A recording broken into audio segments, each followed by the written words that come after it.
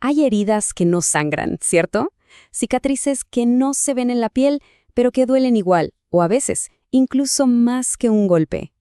Hoy vamos a meternos de lleno en el maltrato psicológico, ese daño silencioso que muchas veces ni se nota, pero que deja consecuencias de verdad devastadoras.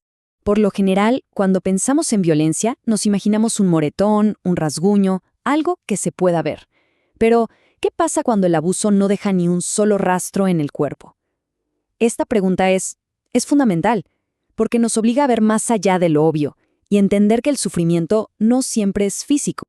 Y es que aquí está el meollo del asunto. Por mucho tiempo se pensó que no era para tanto, pero hoy sabemos que la violencia psicológica puede ser tan grave como la física.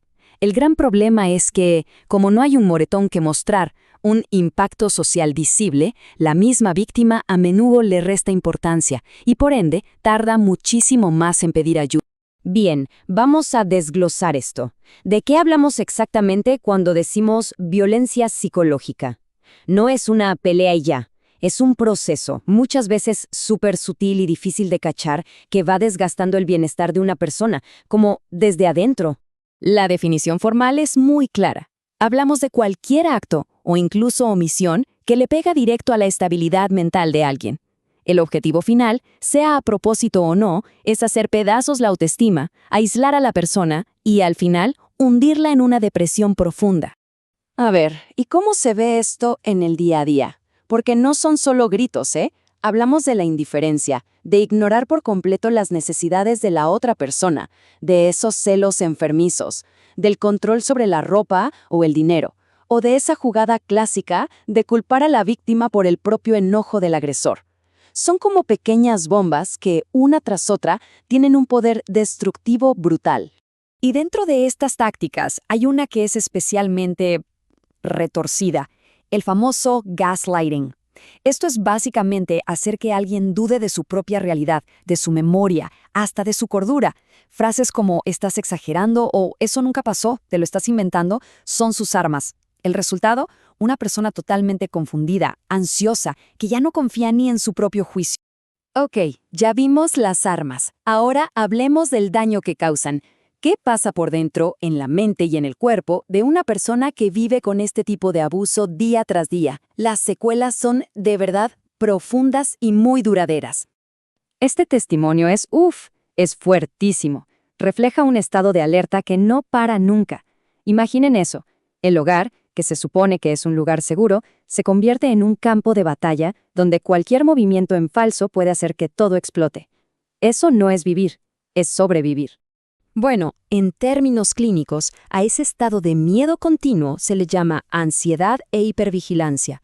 Es vivir en un sobresalto constante, con problemas para concentrarse, con irritabilidad y, por supuesto, con insomnio y pesadillas.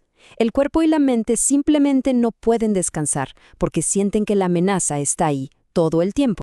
Ahora escuchen cómo se destruye la identidad. La víctima llega a un punto en que se cree el discurso del agresor. Ya no es una crítica de afuera, se convierte en su propia voz interna.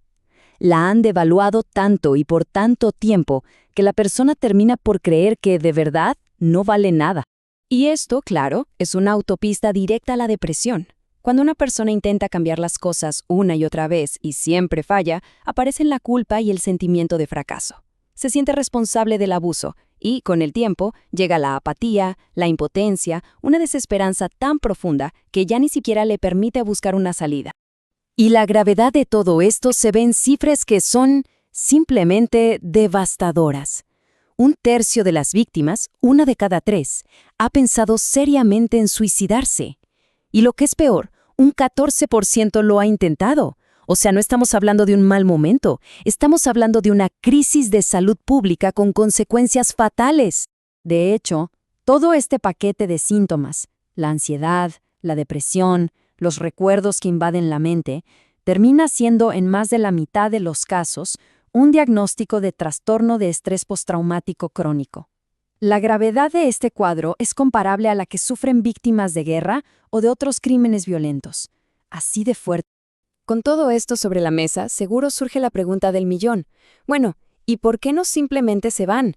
La respuesta es súper compleja y va mucho más allá de una simple decisión. Para entenderlo, tenemos que ver la dinámica en la que estas personas están atrapadas. Para empezar, un dato que nos pone en perspectiva. La duración promedio del maltrato en casa es de más de 10 años. ¡10 años! Imaginen una década viviendo así. Claramente no es una puerta que se pueda cruzar y cerrar de un día para otro. Es una realidad crónica. Y esta es la razón principal. La violencia no es constante, funciona en un ciclo. Empieza con una fase donde la tensión va subiendo, subiendo, hasta que viene el estallido de violencia. Pero después, y esto es lo clave, llega la fase de arrepentimiento, de ternura, la famosa luna de miel. Esta muestra de cariño es lo que mantiene viva la esperanza de que el agresor va a cambiar y es lo que realmente amarra a la víctima a la relación. Y además del ciclo, hay barreras muy reales. El miedo a que la violencia se ponga peor si intentan irse es la número 1. A eso hay que sumarle la dependencia económica, el aislamiento que el propio agresor va creando, la vergüenza social y, como ya vimos, esa esperanza terca de que las cosas pueden mejorar. Entonces, para ir cerrando, ¿cómo podemos hacer visible lo invisible? ¿Cuáles son esas señales que nunca, pero nunca deberíamos normalizar en una relación? Es fundamental que aprendamos a identificarlas. A ver, esta es una lista de focos rojos clave. Hay que poner atención si una persona te ignora o te dice que tus sentimientos no valen, te insulta o humilla incluso de broma, controla tus amistades, tu dinero o cómo te vistes, te culpa por sus problemas, es celosa a un nivel extremo y sin razón, o te amenaza para salirse con la suya. Ojo, esto no es carácter fuerte, son señales de alerta clarísimas de abuso psicológico. Y para terminar, les dejo una última reflexión. A veces nos fijamos en los gritos, en el conflicto que se ve. Pero, ¿qué pasa con la persona que se retrae, que deja de participar, que se va apagando poquito a poco? Quizás ese silencio, esa desconexión emocional para poder sobrevivir, es en realidad el grito de ayuda más desesperado de todos.